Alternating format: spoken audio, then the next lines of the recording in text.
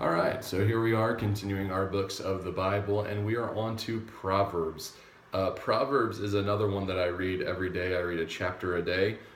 There are 31 chapters in Proverbs, so when you get that in a month, it lines up quite nicely, and it's easy to remember which chapter you're on. So the authors of Proverbs is primarily Solomon, but there are sections attributed to the wise that are unnamed, but then also Agur and King Lemuel. Little is known about Agur and then King Lemuel. We don't know much about them. The date is approximately 970 to 930 BC. That's when Solomon reigned. However, the staff of King Hezekiah copied out the later chapters of the book that we have today. We find that in chapter 25 and verse 1. The key theme of Proverbs are just memorable sayings to encourage people to pursue wisdom. Some of the details are there's not really much of a story to Proverbs. It doesn't have a storyline per se.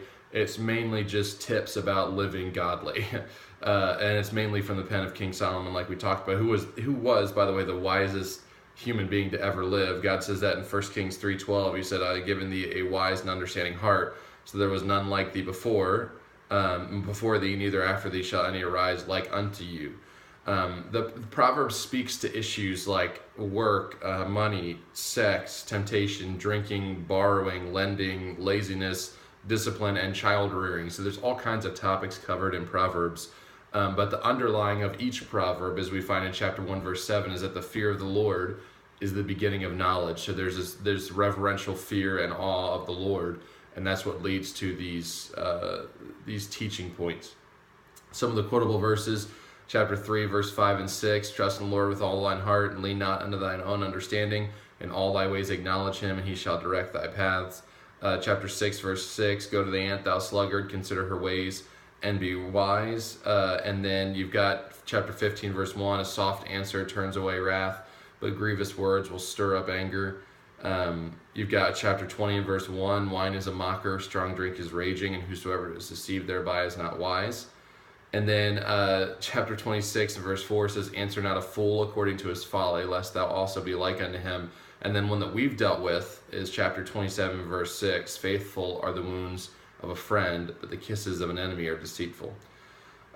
Something that's unique about the book, we always want to talk about chapter 31, where it talks about the virtuous woman. But that was rather unusual for that time and culture. They did not value women. So in doing that, that went counterculture for that, to honor the wives. So what's the big idea? What do we take away from Proverbs? The big thing is in Proverbs 4:7 indicates that the principal thing is to get understanding, is to learn, is to be knowledgeable and wise about the things of God. And if you need help with that, just ask God. James 1:5 says that he gives to all men who ask liberally. So we want to be wise, we want to be practical, and we want to do things the right way the first time, and that's where Proverbs comes into play. The teen of the day today is Landon Powell. Pray for him, that he would have a good week this week at school, and as we get closer to summer break, that everybody would put in the extra effort to finish well. Have a good day.